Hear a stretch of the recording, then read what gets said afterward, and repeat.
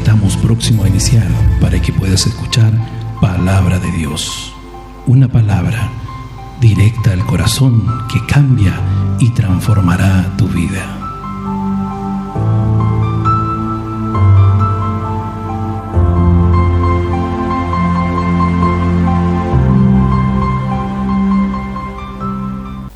Elías le dijo: no tengas temor, ve, haz como has dicho, pero hazme a mí primero de ello una pequeña torta cocida debajo de la ceniza y tráemela, y después harás para ti y para tu hijo, porque Jehová, Dios de Israel, ha dicho así: la harina de la tinaja no escaseará, ni el aceite de la vasija disminuirá, hasta el día en que Jehová haga llover sobre la faz de la tierra. Amén. Pueden, hermanos, tomar sus asientos.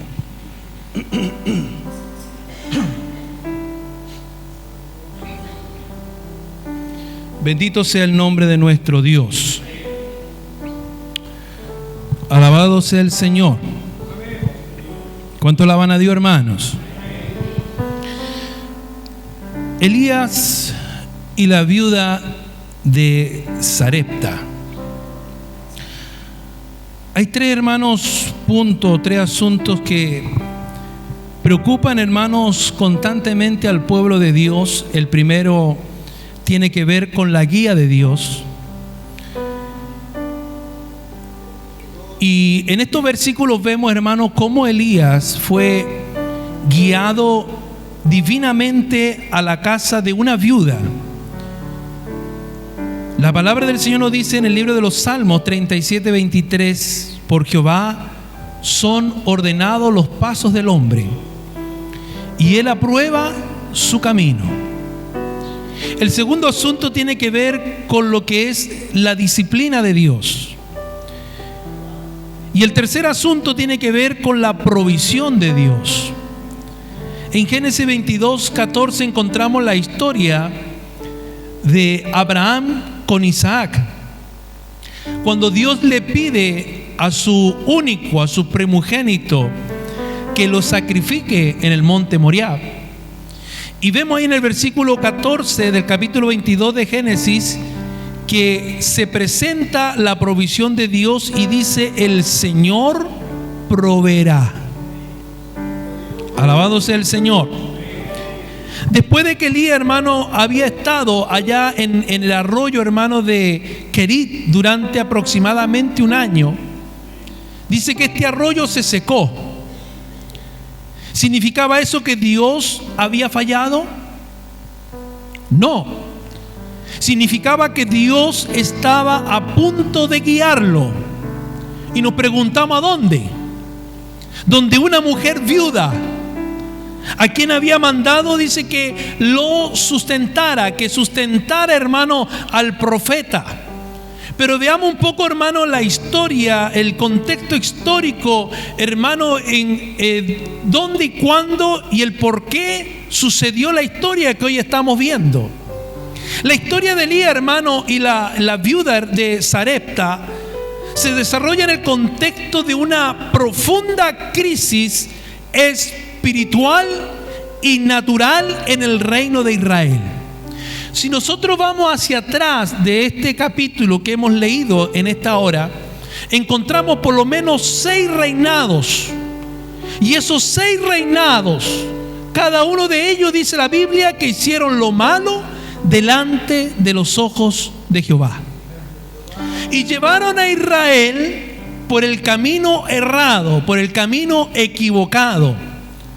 El reinado del rey Acab, marcado por la adoración de Baal, la influencia de su esposa Jezabel, había, dice, sumido al país en una profunda idolatría.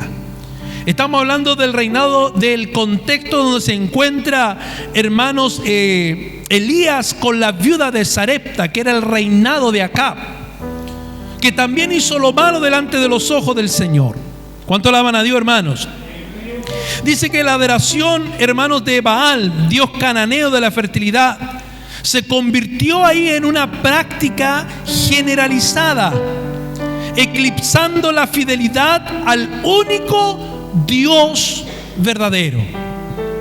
Y esta apostasía, hermano, masiva que estaba sucediendo, hermano, en Israel, provocó entonces la ira divina de Dios, manifestándose ¿en qué? En una severa sequía que dice que devastó la tierra.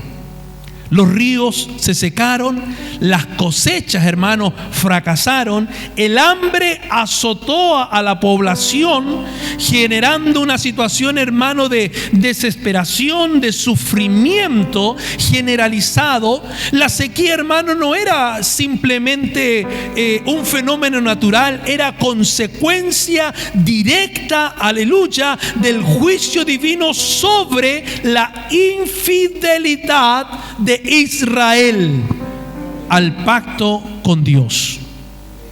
El pueblo, hermano, allí en su idolatría había olvidado la dependencia total de la provisión de Dios y del favor de Dios para con su pueblo. Entonces vemos, hermano, que esta sequía prolongada no fue una casualidad, fue un instrumento divino de disciplina y de un llamado al arrepentimiento del pueblo de Dios. La falta de lluvia representaba la ausencia de la bendición divina, una consecuencia tangible de la rebelión contra Dios. La tierra reseca, hermano, refleja el estado espiritual árido del reino, un territorio espiritualmente desértico debido a la adoración de dioses falsos. Así la sequía se convierte en un elemento crucial en lo que es la narrativa, hermanos, bíblica. Bendito sea el nombre de nuestro Dios. No solo, hermano, como un escenario físico, sino que como un símbolo, hermanos, poderoso de lo que es el juicio de Dios, la necesidad urgente de un regreso de Israel a la fidelidad de Dios. ¿Cuánto alaban al Señor? Y este contexto, hermano, de crisis, una crisis generalizada, es esencial para entender la urgencia de la situación que enfrentaba Elías y la viuda de Sarepta, la magnitud del milagro que Dios realiza a través de ellos. Primera de Reyes 17 presenta, hermano, aquí al profeta Elías y da cuenta de su trato con esta mujer de Sarepta. Y este capítulo, hermano, 17 señala que el Señor estaba reteniendo la lluvia a Israel.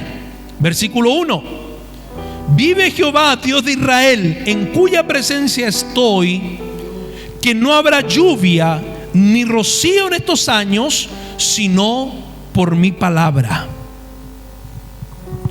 La sequía fue en juicio por la idolatría desenfrenada de la nación. ¿Dirigida por quién? Por esta pareja de reyes, Acab y Jezabel. En el versículo 8, hermano, el Señor le ordenó a Elías que fuera a Sarepta, un pueblo fuera de Israel, donde había una viuda que le daría de comer. Vemos que el profeta obedeció, encontró a la mujer recogiendo leña y tiene una conversación con la mujer. Él le dijo: te ruego, versos 10 y 11, te ruego que me traigas un poco de agua en un vaso para que beba. Y te ruego que me traigas también un bocado de pan en tu mano. Esta mujer, hermano, estaba necesitada. Recordemos que estaba pasando en Israel. Había una sequía, ¿no es cierto? Había hambre. Las cosechas, hermano, estaban todas destrozadas. No había lluvia, la tierra estaba árida. Alabado sea el nombre del Señor. Había un problema grave, hermano, de hambre en ese lugar. Esta mujer estaba necesitada. Por lo demás, era viuda. No tenía un esposo que pudiera, ¿no es cierto?, sustentarla, ayudarla. Pero Elías había sido enviado por Dios a esta mujer necesitada. La viuda estaba muy necesitada, pero ella respondió y dijo: vive Jehová tu Dios, que no tengo pan cocido. Solamente le dijo ella, tengo aquí un puñado de harina, tengo aquí en la tinaja, tengo otro poco de aceite en una vasija. Y ahora, dice ella, recogía 2 leños para poder entrar, prepararlo para mí y para mi hijo, para que pudiéramos comer y luego dejarnos morir. O sea, imagine la situación que estaba viviendo en ese lugar, la situación que estaba pasando esta viuda con su hijo. Lo único que le quedaba, un poco de harina, un poco de aceite para hacer pan cocido, comerlo y luego esperar la muerte, porque no tenían más nada que comer. Gloria sea el nombre del Señor. Ella esperaba que la comida que estaba a punto de preparar fuera la última para ella y para su hijo. No tenía otra perspectiva, hermano del Señor, que morir de hambre. La viuda fue puesta a prueba con la promesa de Dios. Y la respuesta que le dio Elías a la viuda seguramente fue la prueba de su fe. Él le dijo que ella iba a preparar algo de comida para él, usando los últimos ingredientes para él, pero añadió una promesa. Primera de Reyes 17:14, porque Jehová, Dios de Israel, ha dicho así: la harina de la tinaja no escaseará, ni el aceite de la vasija disminuirá, hasta el día en que Jehová haga llover sobre la faz de la tierra. Una mujer que tuvo fe, la fe de una viuda, fe que se transformó en obediencia, y Dios fue fiel a su promesa. Dice la Escritura que ella hizo como le dijo Elías, y comió él, comió ella y su casa, no solo ese día, no solo en ese momento. La palabra dice muchos días. O sea, se cumplió la palabra del profeta en que la harina no iba a escasear, en que el aceite no iba a disminuir. Alabado sea el nombre del Señor, hasta el día en que Jehová volviera a hacer llover sobre la tierra. Alabado sea el nombre de nuestro Dios. La harina, hermano, no escaseó, el aceite no menguó, conforme a la palabra que Jehová había hablado por Elías. El suministro de alimento de la viuda se extendió en una forma, hermano, sobrenatural, como el varón de Dios le declaró. ¿Por qué? Porque Dios estaba pendiente de la viuda. Dios tenía un propósito, hermano, para la viuda de Sarepta. No sabemos cuánto tiempo había estado, hermanos, viuda, pero se nos dice que tenía un hijo. Probablemente había estado bien abastecida, pero ahora estaba sufriendo a causa de la sequía que había en la tierra. La viuda había llegado al final de sus recursos. Los versículos 10 y 12 nos dicen que estaba a punto de tomar su última comida con su hijo. Yo pregunto, ¿ha llegado usted al final de sus recursos? ¿Se ha ido todo su dinero, salud, amigos, paciencia, entre otras cosas? Pues consuélate en esta historia, en esta noche, y en saber de que Dios es nuestro proveedor. ¿Cuánto alaban el nombre de nuestro Dios? Que tenemos un Dios que provee, hermano. Que tenemos un Dios que nos dice que la harina no va a escasear, que el aceite no va a disminuir, conforme a su palabra. Alabado sea el nombre de nuestro Dios, porque en medio de la necesidad, en medio de la aflicción, Dios está pendiente y Dios está presente. ¿Cuánto alaban a Dios? Ella era una mujer creyente, pero sin embargo Dios permitió su angustia. El versículo 12 indica esto, que él sabía todo acerca de la aflicción de la mujer. Todo. Porque Dios, hermano, conoce todas las cosas. Y como nos asegura el versículo 9, hermano, pero estaba, dice, obrando su propósito tanto para ella como para Elías. Estaba, aleluya, Dios en medio de toda la situación. Dios sabía que había hambre, Dios sabía que había sequía, Dios sabía que la viuda solo tenía un poco de harina, un poco de aceite, pero Dios tenía propósitos. Alabado sea el nombre de nuestro Dios. Dios envió, hermano, a Elías donde una viuda que no tenía nada para comer, pero lo envió allí porque Dios tenía que hacer algo grande en esa casa. Dios tenía que mostrar su gloria, Dios tenía que mostrar su poder. Bendito sea el nombre de nuestro Dios. Nuestro Dios, hermano, es un Dios de propósito. ¿Cuánto alaban a Dios, hermanos? ¿Cuánto alaban a Dios en esta hora? Bendito sea el nombre de nuestro Dios. Alabado sea el nombre de nuestro Dios. Hermanos, si estamos experimentando problemas, no significa que el Señor se haya olvidado de nosotros, porque Dios nunca se olvida. Nosotros sí nos olvidamos de Él. Nosotros, hermanos, a veces somos infieles con el Señor. Nosotros a veces le regañamos a Dios, ¿no es cierto? Y refunfuñamos muchas veces contra Dios. Pero Dios sigue siendo fiel. Dios sigue estando a nuestro lado. Esta mujer tal vez había perdido la esperanza. Ella dijo: estaba preparando esto para comer yo y mi hijo, y luego solo esperar la muerte. O sea, ya no había una esperanza en ella de vida. Solo, hermano, ella quería morir con el poquito de harina que le quedaba, el poquito de aceite, preparar un bocado, llenar su estómago y luego esperar la muerte. Pero el versículo 12 nos dice que ella pensó que era su última comida, que estaba preparando su última comida, aleluya, antes de que ella y su hijo murieran. Era el pensamiento de la viuda. ¿Por qué perdió la esperanza esta mujer? ¿Por qué perdió su fe?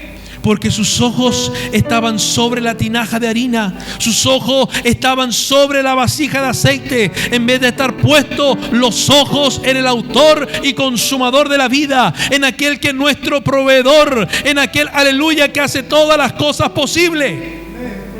Si fijamos nuestra fe en cualquier cosa aquí abajo, ciertamente vamos a perder la esperanza. Nuestra fe, hermano, va a flaquear. Pero si ponemos nuestra fe en el Dios del cielo, Él nunca nos fallará. Aleluya, Él siempre estará para nosotros. En Isaías nos dice: cuando pase por las aguas, yo estaré contigo. Y si por los ríos, no te anegarán. Cuando pases por el fuego, la llama no te quemará. Ahí estará el Señor contigo. Alabado sea el nombre de nuestro Dios. Elías tuvo fe, pero también ahora la viuda. Cuando el hombre de fe, hermanos, aleluya, por más pequeña, hermanos, que sea esa fe, hermano, haya vacilado y haya fracasado, cuando el arroyo se secó. Pero, hermanos, hay un Dios que renueva las fuerzas. Hay un Dios que renueva, hermano, nuestra fe. Hay un Dios, hermano, que renueva, hermano, nuestra fidelidad hacia Él. Alabado sea el nombre de nuestro Dios. Habían hombres que habían fracasado en su fe. Habían hombres que habían perdido la esperanza. Pero en este hombre de Dios llamado Elías, vemos que su fe fue una fe férrea, fue una fe fuerte, fue una fe, hermano, evidente. Elías tuvo fe para creer a la palabra de Dios. Bendito sea el nombre de nuestro Dios. Alabado sea su nombre. Elías obedeció, hermano, al mandato de Dios. Dios le dijo: levántate, Elías, vete a Sarepta de Sidón, mora allí. Y aquí yo he dado orden a una mujer viuda que te sustente. Entonces él se levantó y se fue a Sarepta. Y cuando llegó a la puerta de la ciudad, hay aquí una mujer viuda que estaba recogiendo leña. En la obediencia está la ganancia.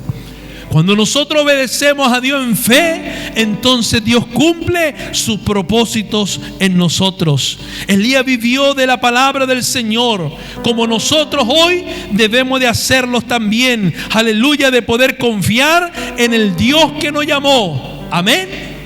Confiar en el Dios que nos salvó. Confiar en el Dios que nos rescató. Confiar en el Dios que nos lavó con su sangre preciosa. Confiar en el Dios que nos ha dado una vida eterna con Él. Cuando nuestras acciones son reguladas por la palabra de Dios, nuestras vidas son vividas en el centro de su voluntad. Y cuando vivimos en el centro de la voluntad de Dios, entonces no tenemos nada que temer. La fe de Elías, hermano, era una fe muy fuerte, al igual que la fe de Abraham. Dios le dijo a Abraham: dame a tu único. Ya estaba Ismael, pero Dios le estaba hablando del hijo de la promesa, le estaba hablando de Isaac. Y aún se lo nombra y le dice: tu único, tu Isaac, sacrifícamelo. Tal vez otro padre como nosotros diría: pero ¿cómo voy a sacrificar a mi único hijo? Es como que Dios me dijera: sacrifícame a Mira, que es la única que tengo. Uno lo piensa 2 o 3 veces. El niño ya tenía una edad de unos 15 años aproximadamente, 15, 16 años. No era un niño pequeño, ya era un jovencito grande. Pero sin embargo, Abraham tuvo fe. Cuando llega a los pies del monte, le dice a los que le acompañaban: ustedes quédense aquí, porque yo y el muchacho iremos, subiremos, adoraremos y volveremos a vosotros. Dios le dijo: sacrifícame a tu Isaac. Abraham sabía que llegando arriba Isaac iba a morir, pero él utiliza la fe y le dice: iremos, adoraremos, pero volveremos a vosotros. Abraham sabía quién era el Dios que él servía. Abraham conocía el poder del Dios a quien él adoraba. Él sabía que aún de la muerte podía levantar nuevamente a la vida a Isaac. Por eso es que cuando levanta su cuchillo y está a punto de enterrárselo a su hijo, oye la voz de Dios que le dice: Abraham, Abraham, detente. Y mira hacia atrás y ve un animal enredado ahí de sus cuernos que Dios le había provisto. El Dios que provee le había provisto un animal para el holocausto. Alabado sea el nombre de nuestro Dios. Dios no iba a permitir que Abraham matara a su hijo, porque Dios no es partícipe de sacrificios humanos. Dios estaba probando la fe de Abraham. Dios estaba probando la obediencia. Por eso es que cuando Abraham levantó el cuchillo, viene la voz de Dios y le dice: no lo hagas. Ahora sé cuánto me ama. Ahora sé, aleluya, que tú eres obediente a mí. Ahora sé que tú tienes fe en mí. Mira hacia atrás. Ahí está, aleluya, el holocausto preparado. Bendito sea el nombre del Señor. Tenemos un Dios que todo lo puede. Tenemos un Dios todopoderoso. ¿Cuánto alaban a Dios, hermanos? ¿Cuánto bendicen el nombre del Señor? La fe de Elías era una fe fuerte, como lo fue también la fe, hermanos, de Abraham. Aleluya. Elías tuvo fe para hacer una petición inusual, pero sin embargo recordemos que él tenía en mente lo que Dios le había dicho. Versículo 13, dice la palabra del Señor: no tengas temor, ve, haz como has dicho, pero hazme a mí primero de ello una pequeña torta cocida debajo de la ceniza y tráemela, y después harás para ti y para tu hijo. Qué extraño que le dijera a esta viuda afligida por la pobreza: hazme a mí primero, sabiendo que solo tenía un poquito de harina, un poquito de aceite, que lo que ella iba a preparar era solo para ella y para su hijo. Pero Elías le dice: házmelo a mí primero. Lo que tú ibas a comer, me lo voy a comer yo primero. Tal vez otra mujer pensaría: y bueno, ¿y nosotros qué vamos a comer? Era lo que yo estaba preparando, tenemos hambre. ¿Cómo este hombre me pide que lo que yo voy a comer se lo dé a él primero? Pero la viuda dice que obedeció. Gloria sea el nombre del Señor. Algo inusual: hazme una pequeña torta cocida debajo de la ceniza, tráemela, y después harás para ti y para tu hijo. ¿Qué significa esto? Significa que él estaba de pie ante ella como representante del Dios del cielo, y que le estaba diciendo, en otras palabras, que pusiera a Dios primero en su vida. El principio de poner a Dios primero en nuestra vida se destaca claramente, hermano, ahí en Mateo 6, 31 al 34. Buscad primeramente el reino de Dios y su justicia, y todas las demás cosas serán añadidas. Házmelo a mí primero y luego comerás tú y tu hijo. Pon a Dios primero y Dios proveerá todo lo demás. Gloria sea al Señor. Cuando estamos preparados para darle a Dios el primer lugar, podemos estar bastante seguros de que nuestra provisión va a estar garantizada. ¿Cuánto alaban a Dios? Elías tuvo fe para declarar la fidelidad de Dios. Versículo 14 nos dice esto: y las apariencias estaban en su contra, pero Elías tenía la palabra de Dios sobre la cual descansar, y la fe simplemente tomar la palabra de Dios. Por lo tanto, pudo decirle a la viuda de Sarepta que porque Dios había dicho que Él proveería, Él iba a proveer lo necesario. Elías le asegura la promesa de la provisión de Dios. Fíjese en la hermosa palabra para ella: no tengas temor, no tengas temor. Un poco de harina, un poco de aceite, pero no tengas temor. El Señor nos dice eso una y otra vez: no tengas temor. Dios proveerá. No tengas miedo, Dios proveerá. No tengas miedo, Dios es tu sustento. No tengas miedo, aleluya, Dios es el Dios de la provisión. ¿Cuánto bendicen el nombre de nuestro Dios? Esto nos enseña que debemos de aferrarnos, hermanos, a la promesa de Dios. Pero para hacerlo debemos de tener fe como la que tuvo esta viuda de Sarepta: creer y actuar por fe. La fe y la obediencia de esta mujer, ¿qué trajo a su vida? Trajo la bendición de Dios. Versículos 15 y 16, vemos que a medida que la viuda de Sarepta obedecía al Señor, se le dio la provisión. ¿Tiene usted una necesidad hoy?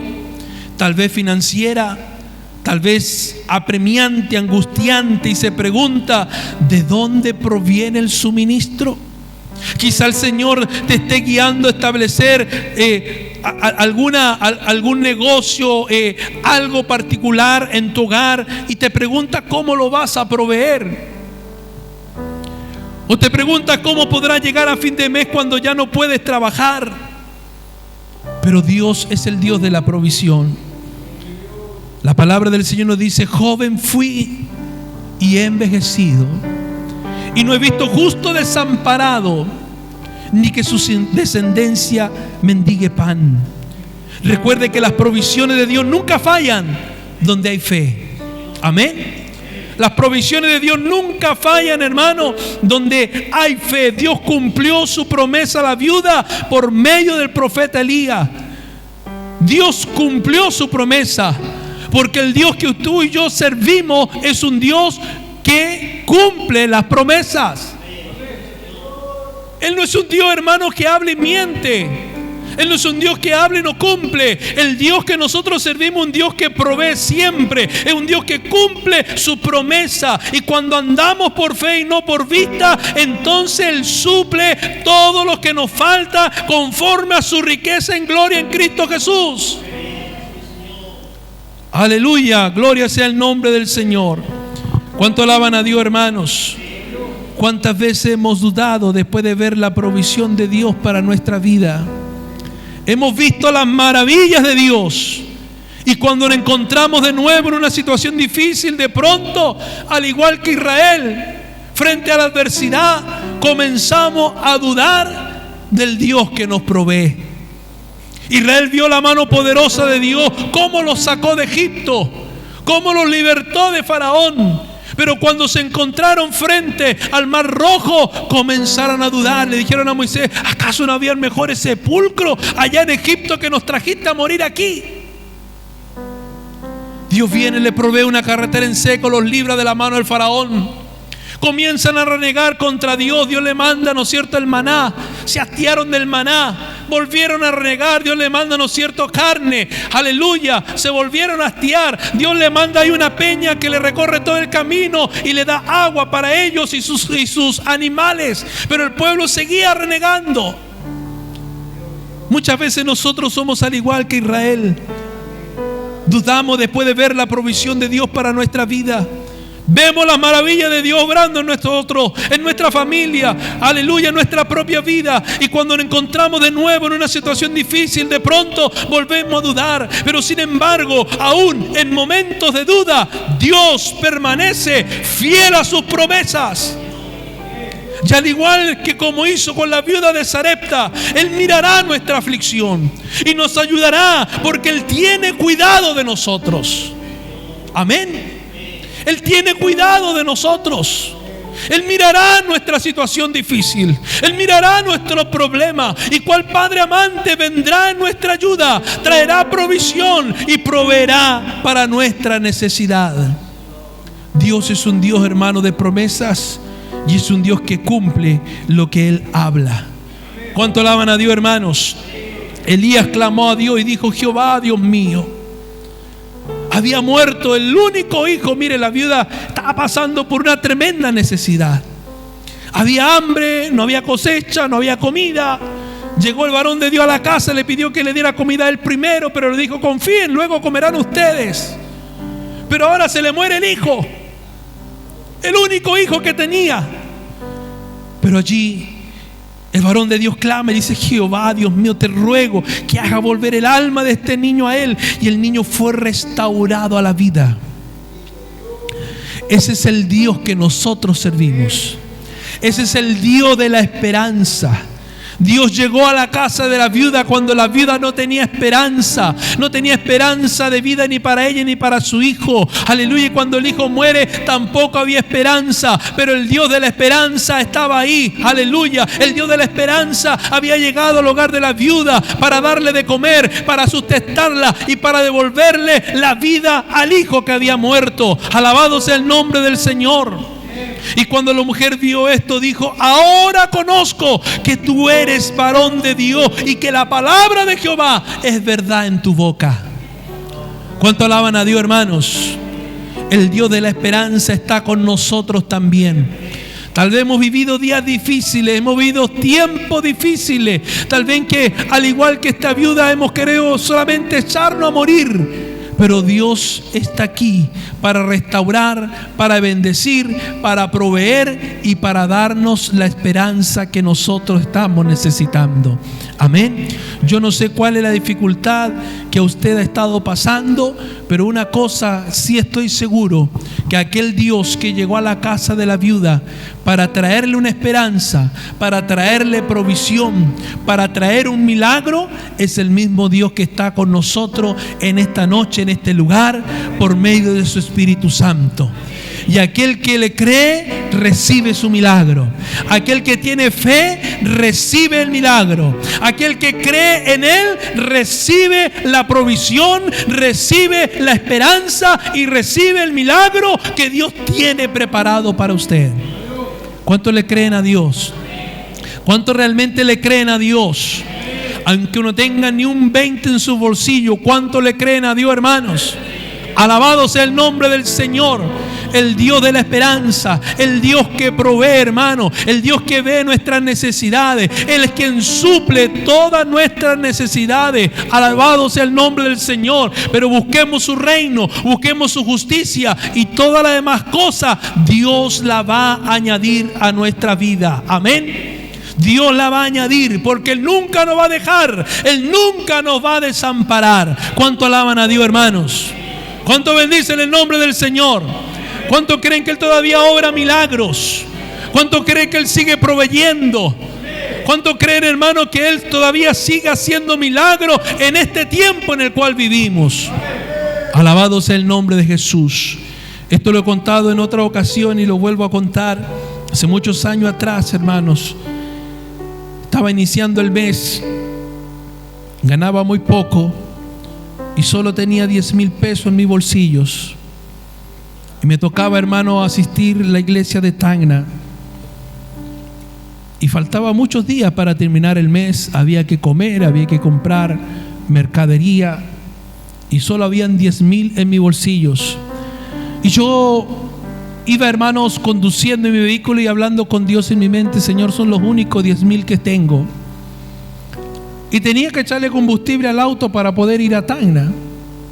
Y llego al servicentro y el bombero me dice, ¿cuánto va a cargar? Y yo le digo, 10.000 de la 93. Y utilicé mis únicos 10.000 que me quedaban. Y en ese tiempo con 10.000 pesos uno cargaba la mitad del estanque. Y me fui a Tacna con la mitad del estanque, con mamá. Regresamos, hermano, a Arica, y esa mitad de estanque seguía allí. La benzina no disminuyó ni menguó hasta el día 30 de ese mes, cuando me dieron el cheque de mi sueldo. Recuerdo cuando recibí el cheque, hermano, me subo al auto y la aguja ya no estaba en la mitad, ahora estaba abajo. Tenía que correr, hermano, a cobrar y poder echarle benzina a mi vehículo. En otra oportunidad venía con mi hermano Bill, no sé si él se recuerda. Veníamos de Tacna y le vengo contando la misma experiencia. Y cuando controlábamos en el antiguo control de Santa Rosa, me subo al auto y echo a andar el motor, y la aguja, adivine dónde estaba, en la mitad del estanque. Ya, hermano, con eso que había recorrido tenía que haber bajado un cuarto. Y le digo, mira, hermano, cómo Dios es un Dios que obra milagros. Y el hermano lo vio, la aguja a la mitad del estanque no disminuyó la benzina. Aún en las pequeñas cosas, hermanos, Dios se preocupa de nosotros. ¿Cómo no servir a este Dios grande, hermano? A este Dios que provee, a este Dios que restaura, a este Dios que renueva nuestra fuerza y trae esperanza para nuestra vida. Póngase de pie, vamos a orar.